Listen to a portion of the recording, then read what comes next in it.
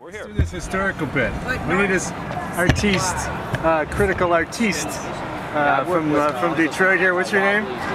Jim Abbott. Jim Abbott.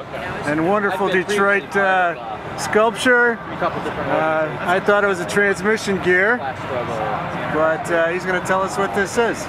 Well, greetings fellow workers, first of all. This in back of me, while it's a beautiful structure, it's looks like a gear and should be in front of the American Axle building in Hamtramck. Unfortunately, this is a labor legacy monument.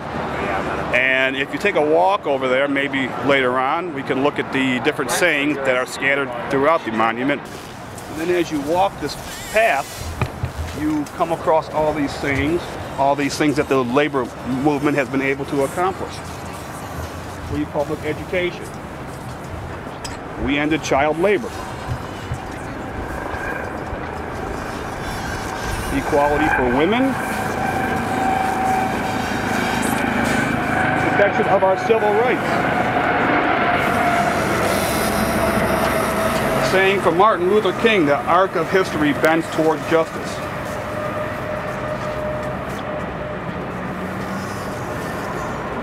Here we have some monolithic statues with some gears and some U-joints, various things that the working class makes. It was a labor movement which brought us Social Security, shorter work time. Without struggle, there is no progress.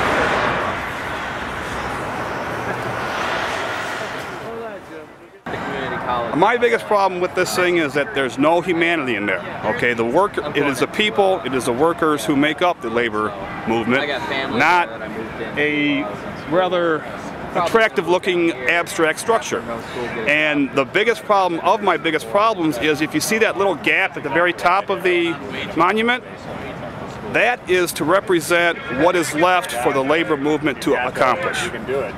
Yeah. Think about that. We are down to 7.9% of the private sector workforce, and the artists who created this thing believe that that little gap, maybe 2% of the overall structure, is all that we need to do to free the working class. Now, if that were to be an actual,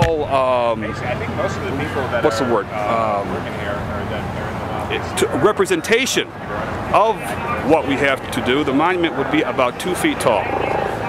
Job security. There is no job security anymore, and the workers at Delphi are sadly finding out. Health insurance. National health care. We need it, and we need it now. Our pension, it says here guaranteed pensions. Are pensions guaranteed anymore? Hell no. Grievance procedures. Health and safety. This is a very important thing. We just had the mining disaster in West Virginia, a non-union mine. 12 workers are dead. And they like to show this from this side because if you look at a certain time, the American flag is like right there in the middle. And when we were down here for the dedication of this monument, we had all the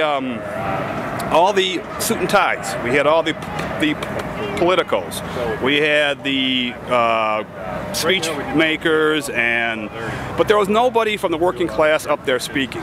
At the very end of it, they had some labor songs, they had some labor speakers, but by that time the vast majority of the people had long gone. It should have been the workers out there at the very beginning. They should have been singing their songs and chanting their chants and reading their labor poetry.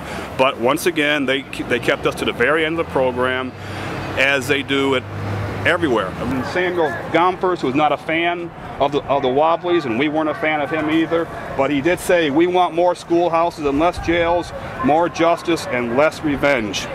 And then over here, we have many sayings from many labor leaders, anarchists, Emma Goldman, John L. Lewis, Martin Luther King.